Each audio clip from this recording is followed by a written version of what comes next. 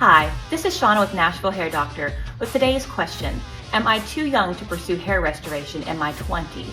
The answer is no. I have patients who are 25 that have the exact same male balding pattern as someone who's 55. And so the pattern can present itself at an early age. What truly matters is whenever it starts to interfere with your daily life, your daily thought process, where you don't want to, leave the house if you're not able to wear a hat. You're putting in hair fibers maybe to help conceal it some.